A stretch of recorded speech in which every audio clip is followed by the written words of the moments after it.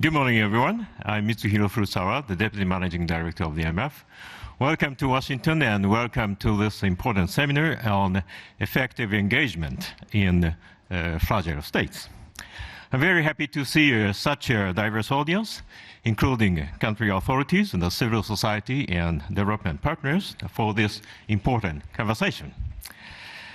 The number of fragile and conflict-affected countries is rising. About a quarter of our membership face either significant fragility or conflict or both. This is a grave concern for the entire international community, given the impact of fragility and violence on people's lives and economic development. Let me give you a few examples. Per capita income growth over the past 15 years is less than half of the countries in non-fragile situations. Tax revenue is lower, posing major challenges for financing essential spending, for example, on health and education, and slowing progress toward the Sustainable Development Goals. Military spending is also often higher than in other countries, squeezing the scope for investment and spending for hospitals, schools, and other social services. And the impacts are not gender neutral. Conflict-affected states see large increases in maternal mortality and the disproportionate drop in schooling for girls.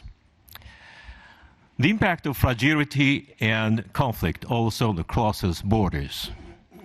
The UN Refugee Agency estimates there are now over 70 million forcibly displaced people worldwide.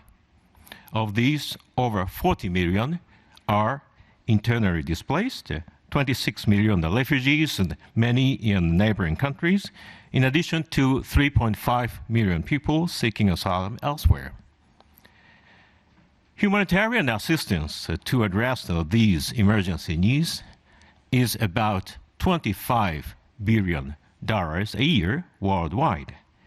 And this money often comes from the same pot of financing available for all official development assistance. Yet we should not lose sight of the opportunities for governments and civil society to work with the international community to strengthen their states. The Fund is strengthening its engagement in fragile states through financial support, policy advice, and capacity development. This work takes into account the political context and severe capacity constraints in designing reforms. This year in May, we raised the access to our concessional lending, including our emergency facilities that are often used in the fragile situations. We have a program or near program engagement in over half of our fragile and conflict-affected members, including both Somalia and Zimbabwe. This year, we concluded the policy consultation with the Democratic Republic of Congo, the first in 5 years.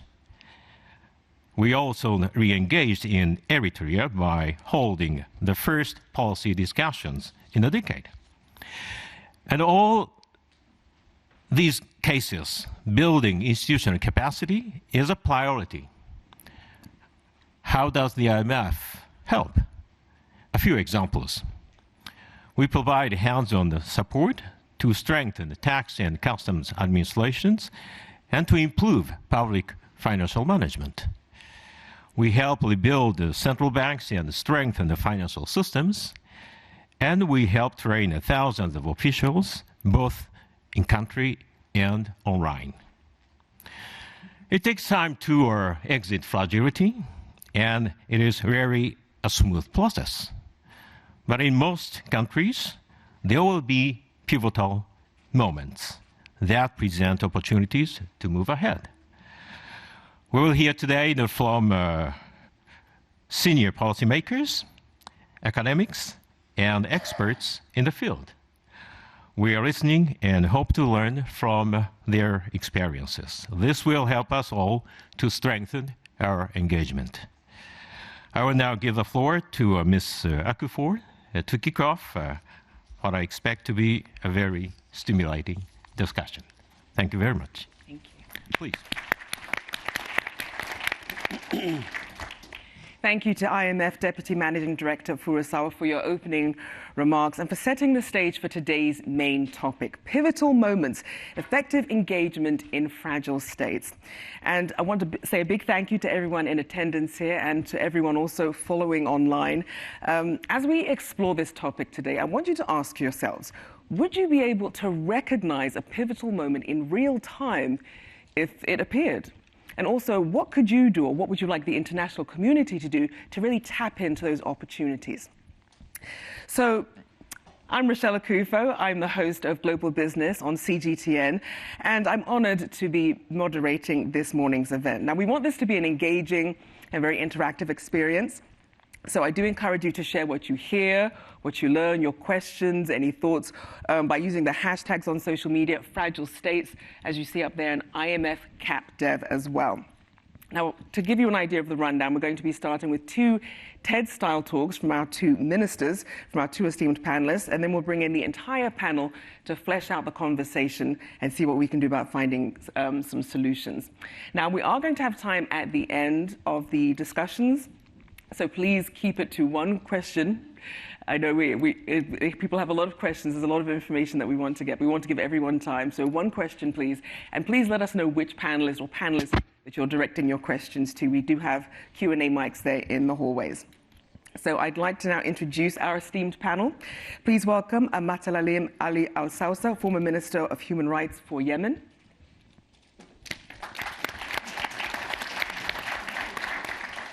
Sir Tim Besley, Professor of Economics and Political Science at the London School of Economics. Nazanin Ash, Vice President of Policy and Advocacy at the International Rescue Committee. Mtuli Nkube, Minister of Finance for Zimbabwe. And Abdirahman Duale Baile, Minister of Finance for Somalia. Now, I would like to invite Minister Bele to kick off the first of our 2 talks.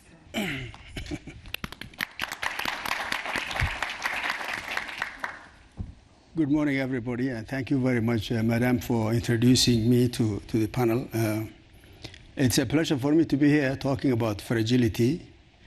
I'm sure everybody is aware of where Somalia is when fragility is spoken about. Somalia is one of those known to be fragile, and we have been fragile for a long time.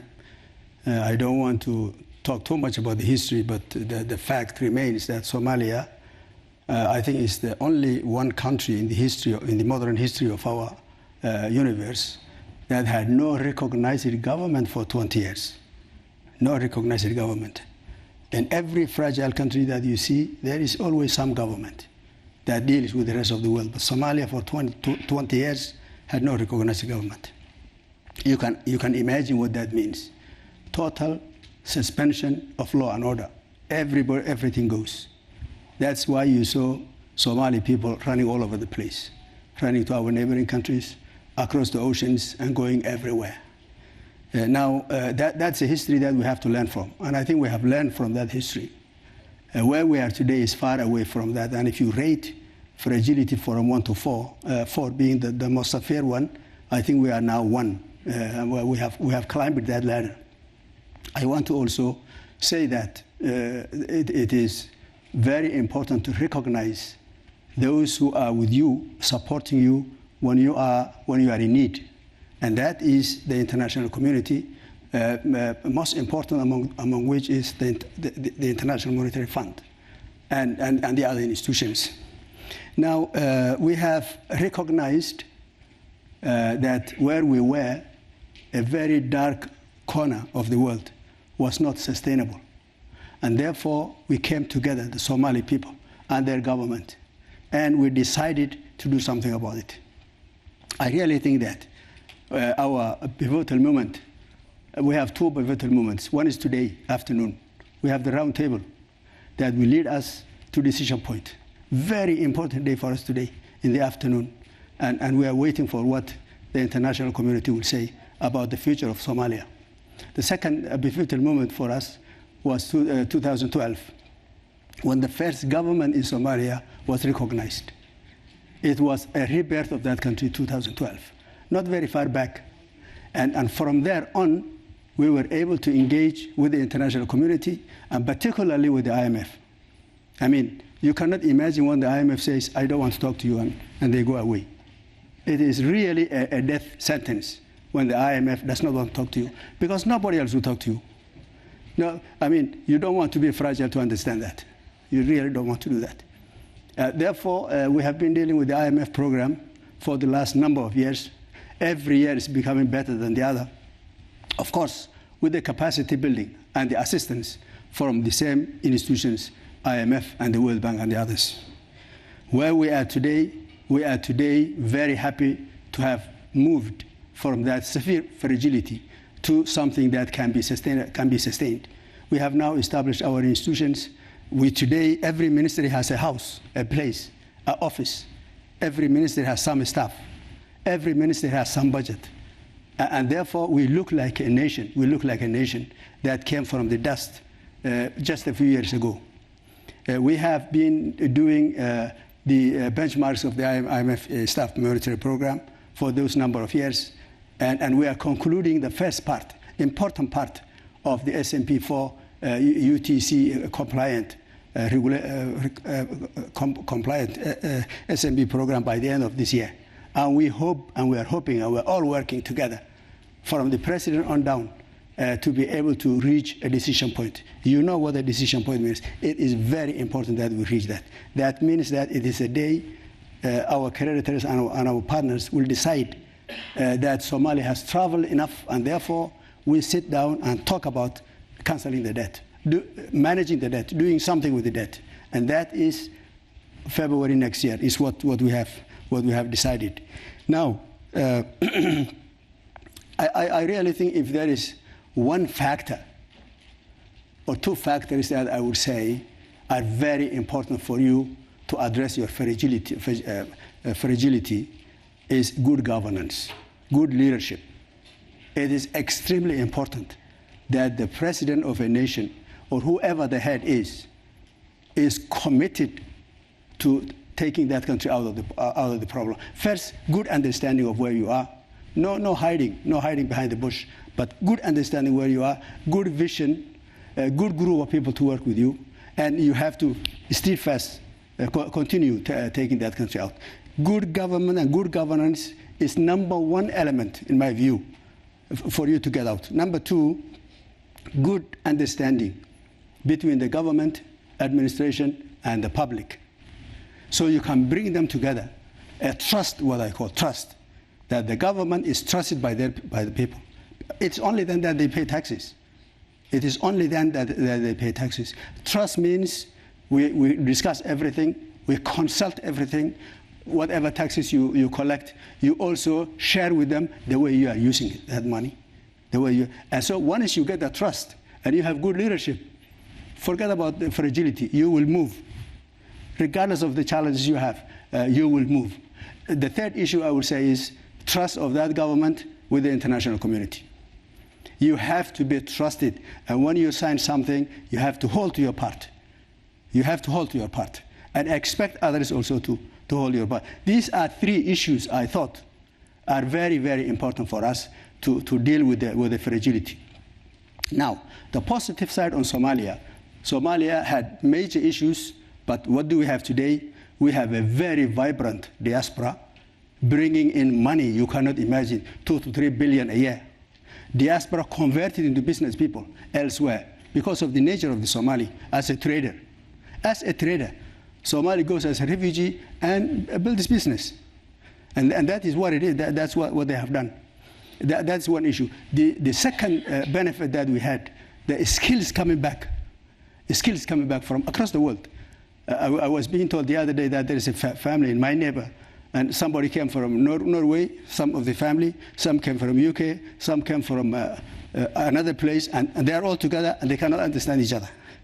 They cannot understand each other because different languages. But all that is bringing different cultures that are very useful for this country to thrive.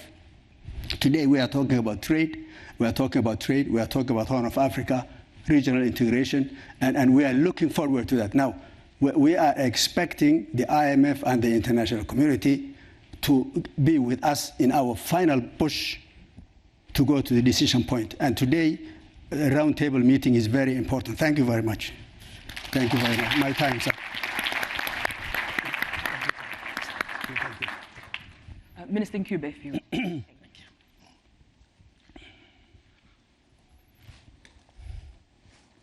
Colleagues, good morning. Thank you for inviting me to this session on fragility. You know, I think it's fair to say Zimbabwe is the fastest reforming country in Africa right now. We've done everything at lightning speed. It comes with risks. But why are we doing this? Because we want to deal with sources of fragility, both current and future sources of fragility, and create a firm foundation for sustainable economic growth going forward.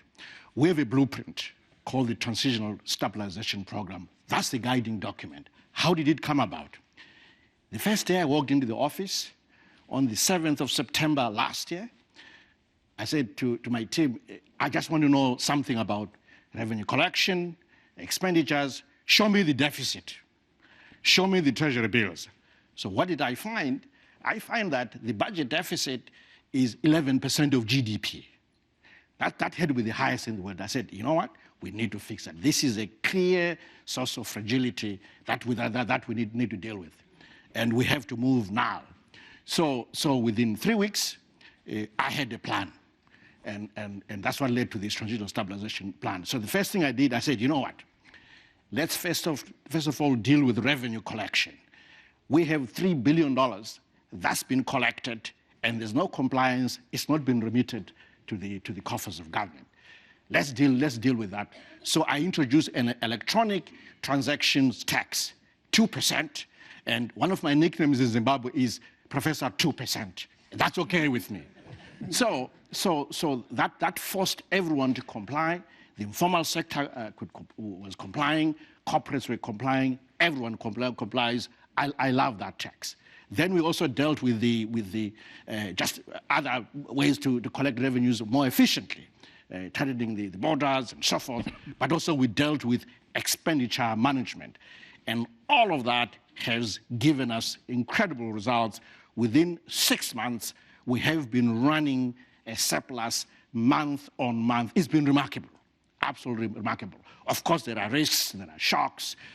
We can see a few reversals here and there. It comes with the territory. So we eliminated that source of fragility very, very quickly. It gave us confidence. It gave us confidence to move on to the next stage, which was to deal then with currency reforms. How was it possible that a country that uses US dollars runs out of US dollars? It has no foreign currency, it has no US dollars, but it's using US dollars. Then you know there's something much deeper that needs to be fixed. So we decided to embark on a path to introduce a domestic currency, which over time is going to improve competitiveness and allow Zimbabwe industry to compete. Of course, it comes with risks, inflation, very high, shocks, and so forth.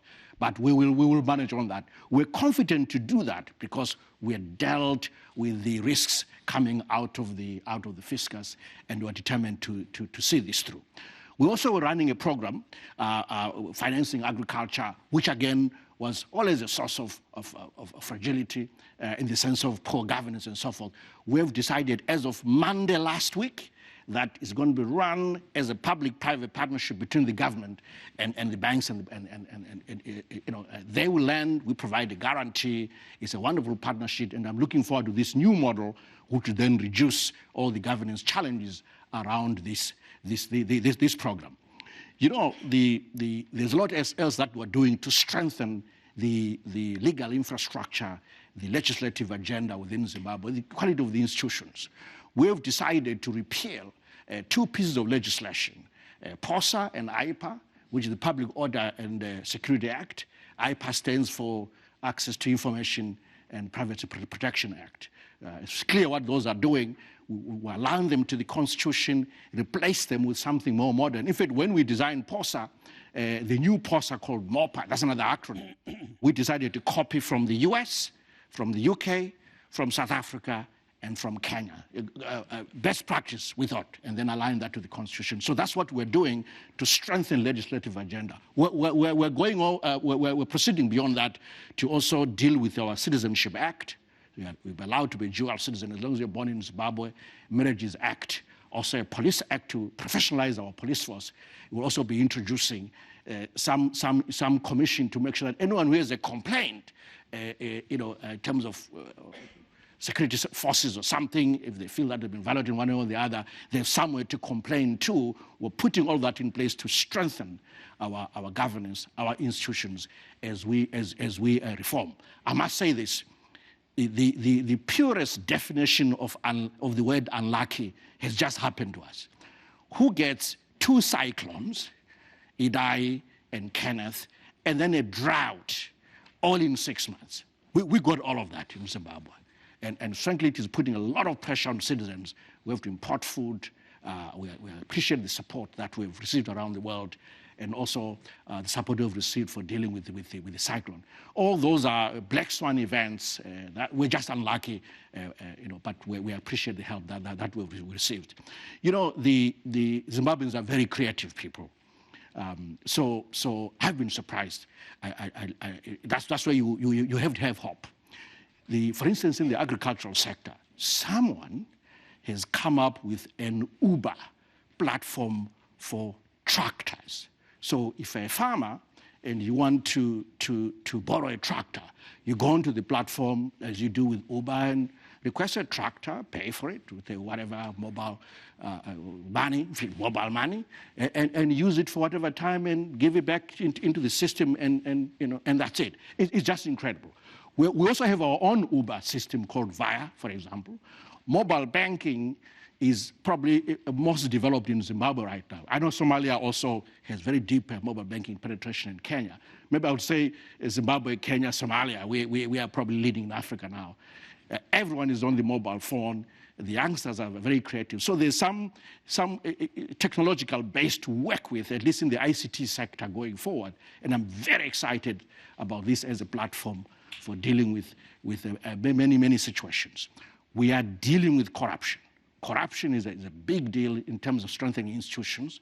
We have created a new anti-corruption commission with teeth, and it will give it prosecuting powers, will give it arresting powers. It is doing exactly that, and there are no exceptions. Anyone who's involved in corruption is going to be dealt with. It is very important for strengthening institutions.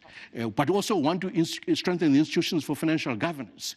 We'll make sure that we create the right cross-governmental, departmental structures within government to manage public sector governance going forward in order to deal with any sources of fragility. I must end by saying this, that we're also paying particular attention to the key sectors of the economy. We want to create a $12 billion industry out of the mining sector. Think of any mineral, you will find it in Zimbabwe.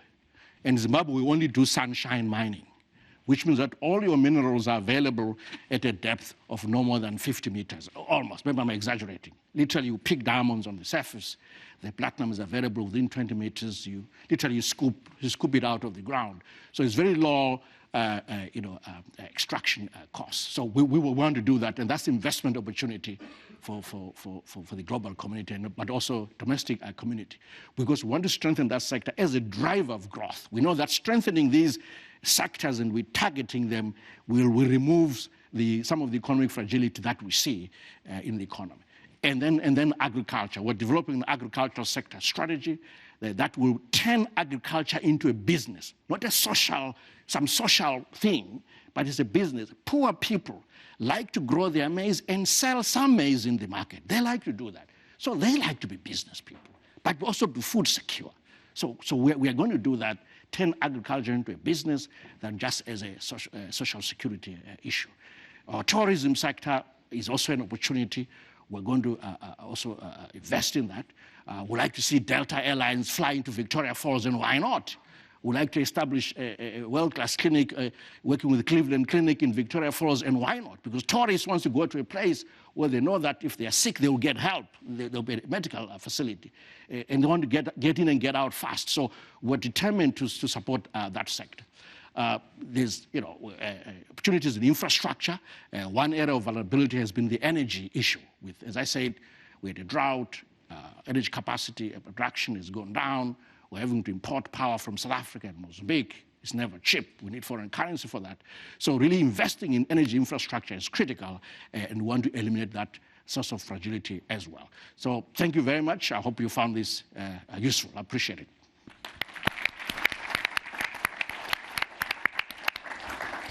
I'd like to bring in our other panelists now, starting with Sir Tim Besley. Now, you were a co-academic director of the Commission on the Fragility Report last year. Let us first identify, what does it look like? How will we know for sure if a country is in a pivotal moment? Well, I'm not sure we'd ever know completely for sure. And it's much easier to spot in retrospect sometimes than in prospect. I mean, I think conceptually, the key moment is one at which you realize you're no longer just dealing with the immediate failures of states and the immediate emergency issues that arise from that. But you begin to be able to create a genuine moment of transition, of transformation, and either the politics or the economics, and preferably both, give you the opportunity to craft a way forward, as we've heard from both of our panelists, in a context where there's a decent opportunity to think that that is sustainable. And that means often a political moment. It can be a peace settlement. It can be the end of a regime, something where business as usual has probably come to an end, and that you can find the opportunity to look forward, as I say, move from what you might call the palliative care of an economy towards the transformational recovery. And Ahmad, I want to bring you in here because a lot of times women are left out of the conversation. And we know that you've stressed the importance of women in terms of being catalysts, especially when it comes to reform in Arab countries, even amid incredible odds. Tell us about the importance of women in this. Thank you very much. And I think you're absolutely right, because oftentimes I think we deal with the concept of equalities and gender equalities in particular, whether it's in fragile context or not, as if that concept is something of a sort of extraterrestrial thing, not something that has to be dealt with and discussed within the whole issues of the causes of fragility, the solutions towards fragility, sorting out the question of equalities, peace, etc. And oftentimes as well, also there are so many misperceptions as well about women's abilities to become not just peace actors, not also just being very capable of also participants in a very active way in the development, in the sense of rebuilding as well, societies which have been fragile or weakened by different reasons, political or natural, etc. And also, sometimes also through offering, unfortunately sometimes, some solutions that are not naturally going to mix and to mix well with the overall realities of a given context on that regard.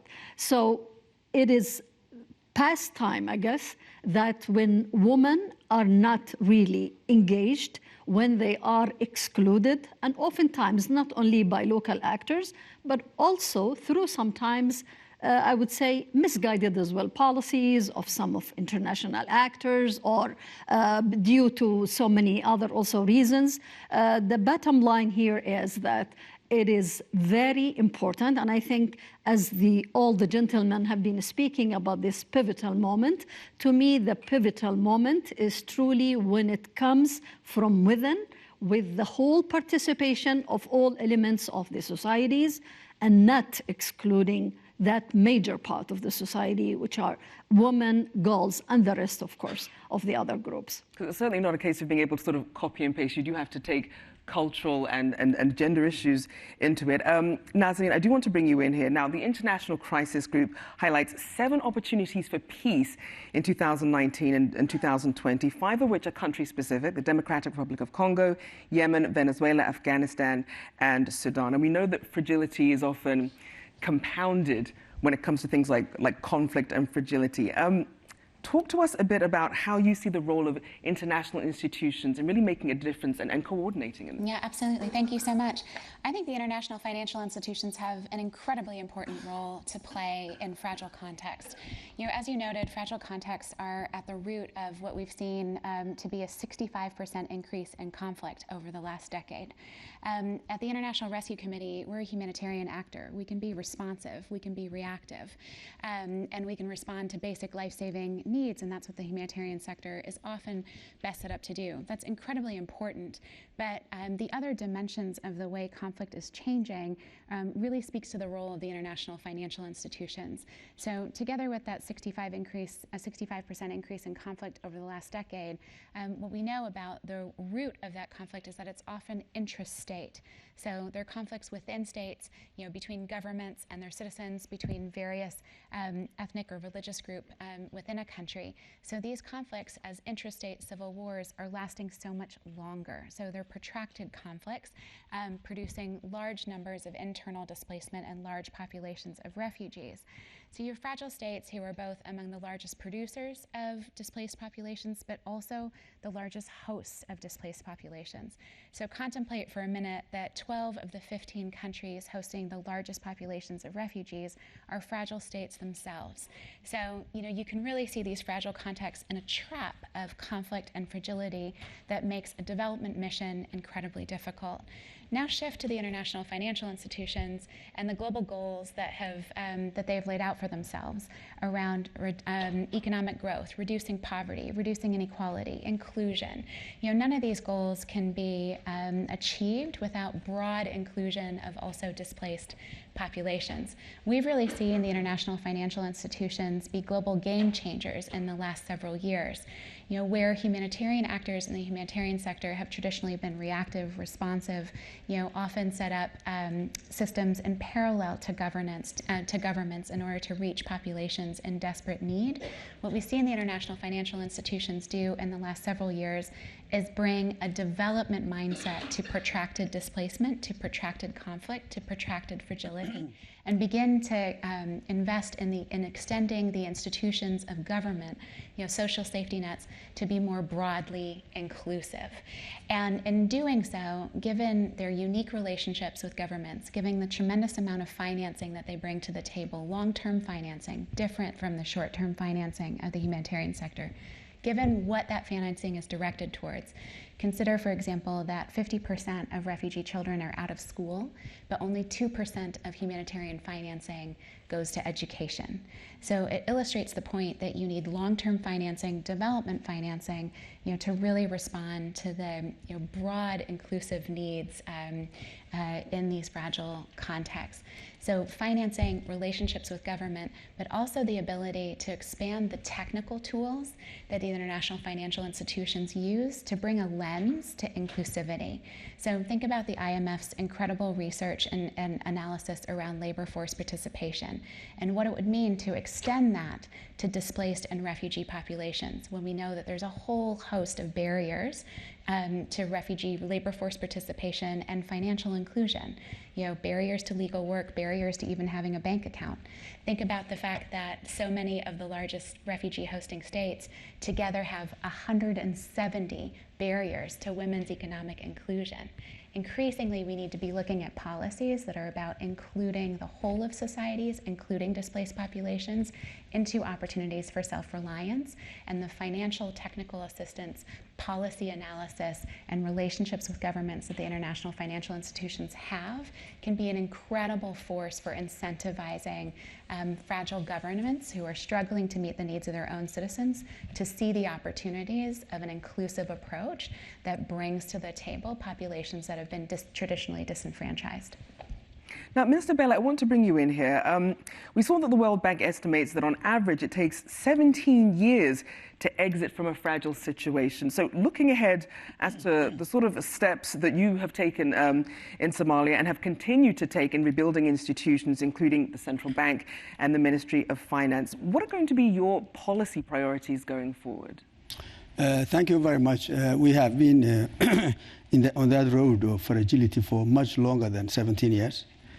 But luckily, over the last 4 years, I think we have jumped very far ahead of other countries. And because of the realization by the government and by the public Somali people that we should get out of the problem that we had. At one point, the Somali name, Somalia, was converted into a bad term. So if you see a country that is falling apart, they will call Somalization of that country. Wow. Somalization of this, Somalization of that. But now that no longer, all that got to us. And therefore, we had to do something about this. We now are in a position where we collect taxes where there were no taxes, domestic revenues, where we know exactly how many people working in the government, and where we know their accounts, we transfer money to their accounts, where we pay everybody that is employed, where we have been able to identify the names and numbers of all the soldiers, all the security, and we know where they are, who is working and who is not working. We have come a long way, and I think we did all that with the assistance of the IMF and the World Bank and the international community. Our priority now, the number one priority, is to deal with the debt, to clear the debt with the international community. And that is what we're working on, because otherwise we will not get access to resources. This country has to be allowed to get access to concessional resources by the IFIs, basically the World Bank, IMF, and the African Development Bank, and be able to rebuild the country. That is really, we are in the mood to rebuild the country. No longer thinking about fragility and what happens. People are coming back. The land is becoming very valuable everywhere in Somalia. So that fragility thing, we want to send it to some other place, fragility, and finish with it. So we need the IMF and the World Bank and others also to continue supporting us, really. We are very thankful. We realize that if not because of them, if they have not come to our aid, we would have been in difficulty. It would have taken us much longer. That has to be realized. And certainly rebuilding from different situations, as Minister Nkube, you mentioned sort of this horrible perfect storm when it comes to what you saw with the cyclones and then, of course, the drought. What do you think is needed domestically and internationally, though, to seize this pivotal moment in Zimbabwe? It's a pivotal moment. I call it a tipping point. I think Zimbabwe has one chance to reform. This is the chance. If we don't complete the reforms now, we might as well forget. It will be another 20 years before anyone tries to reform anything. So I really urge Zimbabweans, the international community, to seize this moment. Zimbabwe has been reforming without much financial support globally. Of course, we understand we're in arrears with the IFIs, the FDB, and the World Bank, and the European Investment Bank, and others, and the Paris Club partners. But we're determined to engage. We're determined to reform and do the right thing to make sure that this debt can be restructured. So it's a pivotal moment, and I think really the international community should support us. Recently, we've been engaged with the IMF. We're delighted that they've been able to come on board and put us under a staff monitoring program, which is really monitoring what we had set out to do ourselves in the first place. That's a good thing. We'd like that to continue. Of course, there'll be missteps, mistakes in policy making. I don't know any country that has tried to de-dollarize recently, so we have no one to learn from. So we're learning from ourselves as we go along and fine-tuning and so forth. So this it's critical that we work together, international community. We'd like to clear areas with the FDB and the World Bank in the next 12 months, and want the support of the international community. But I must say this, the reform agenda also has created a lot of pressure on citizens because inflation is quite high. We're in a hyperinflation environment.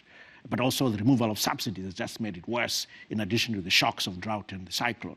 So we need support in terms of social protection resources to protect the vulnerable.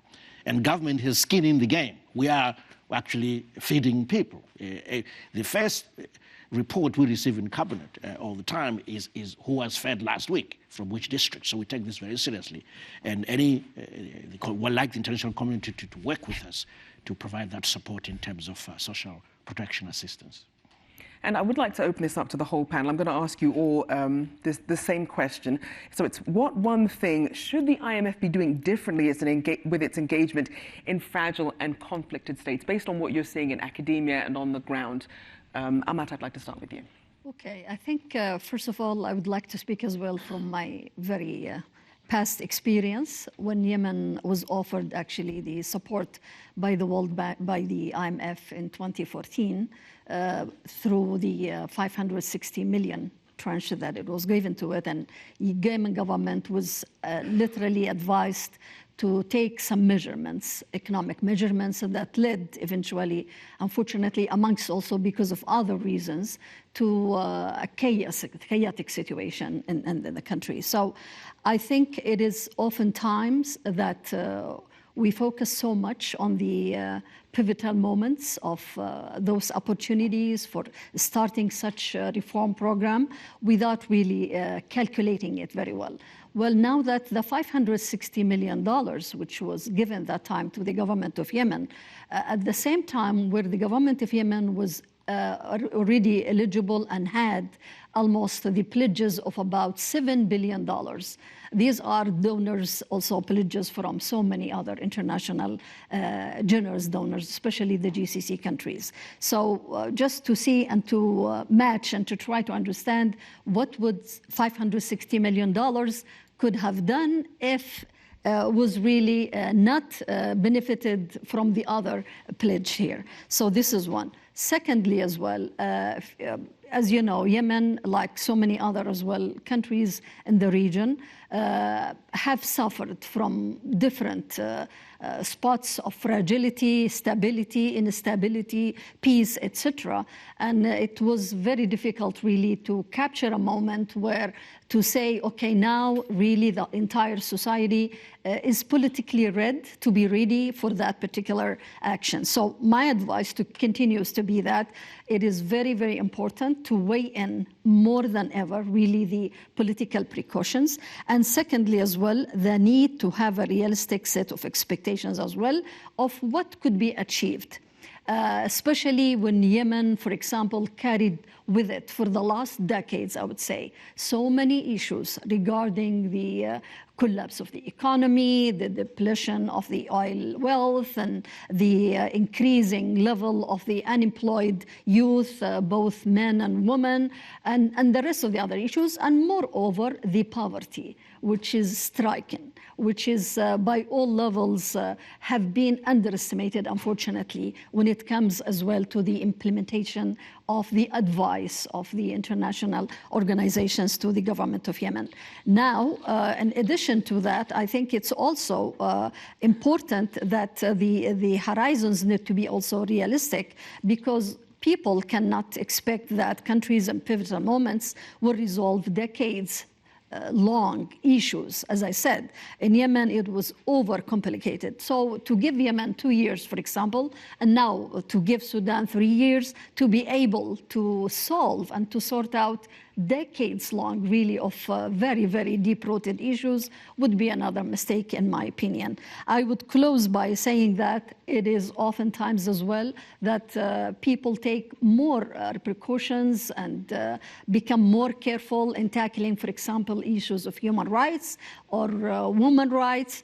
But I think now it's more than ever, and especially after the endorsement of the SDGs, which are, in my opinion, the best set of goals that the entire world have signed off to and agreed upon to really benefit from the basis of those goals, where the governments, the people of every given country, and also with the support of the international community, put their hands together to really address those very basic issues, including, you know, the equality issues, gender equality, human rights. And this is the only path, actually, to go about to having this very comprehensive solution for it, too. and to get also and to have more patience when we address such very complicated, set of issues. And I wanted as well to mention to His Excellency's note on the reception of also fragile context most of the time to other senses as well of waves of refugees. And the case of Yemen and Somalia in this regard, I don't think it's just by accident or by geography that we are really neighbors. I think it's more than that, but it is. Yemen, even while also going through the current very difficult conflict, it's still receiving so many brothers from Somalia, from Ethiopia, from the rest of the region, while at the same time, Yemen has currently, while we are speaking, not less than 4 million internally displaced people. So it's just again to understand that truly if you cannot address those issues from the depth of the roots of these issues, it's very often times that failure will be your destiny. So I just wanted to say that, and again to confirm that the role of women played in all these phases are a must, and it is about truly paving the ground for sorting out historical, social, economic, and other political issues, and it doesn't cost if you truly tackle it from that, get to go. And we only have just a few minutes left, so I do want to give everyone a chance to respond. One thing you'd like to see the IMF doing differently when it comes to engaging in fragile states, Tim? Okay, well, I know there's an ongoing debate in the fund about this, but the issue of how human resource management is done in relation to engagement with fragile states and making sure that the best and the brightest members of IMF staff are put at the forefront of this. And as I say, I know there's a discussion going on, and I think it's really important that discussion proceeds and some real action comes out at the other end. All right, thank you. Nazanin? Thank you. You made one of my points. What we know is that what you measure is ultimately what matters. In these pivotal moments, the international financial institutions have a huge role to play, as we've discussed, in addressing root causes and drivers of fragility and conflict. But resources deployed poorly can also really distort fragile political transitions.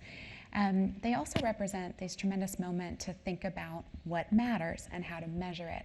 And too often in these moments of transition, speaking from my own experience in the US government, we're thinking about what to do, what to build, roads, schools, hospitals, systems, instead of thinking about what we need to achieve and for whom we need to achieve it for. So establishing, as my colleague said, thinking about the Sustainable Development Goals and the challenge it lays out for domestic and international actors to think about the achievement of goals that serve whole of society, but then within them to measure the inclusion and the well-being of populations who have been traditionally displaced. Among the over 150 indicators of the SDGs are very few that measure specifically the progress and well-being of displaced and refugee populations. Of nations' national reporting against the refugees, none against the SDGs, none include a measurement for refugees. So establishing outcomes and indicators that measure the well-being of all populations is an important organizing principle, also for the kind of coordination we need to see, which is the next point I would make, is making sure that all actors come together to make sure that their contributions are mutually reinforcing and achieving those measurable outcomes for all populations. And then in that coordination, strengthening the ability to incentivize policies for inclusion, reducing barriers to participation for disenfranchised parts of the population.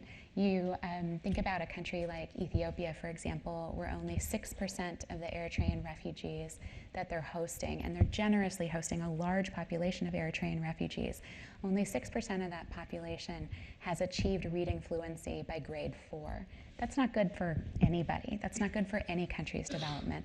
The progress of all aspects of the population needs to be considered in order to overcome these drivers of fragility, and these institutions have a huge role to play in that. Unfortunately, we will have to leave it there, but I hope you will be able to address your questions using the hashtags up there. I'd like to give a big thank you to our esteemed panel who've been wonderful today.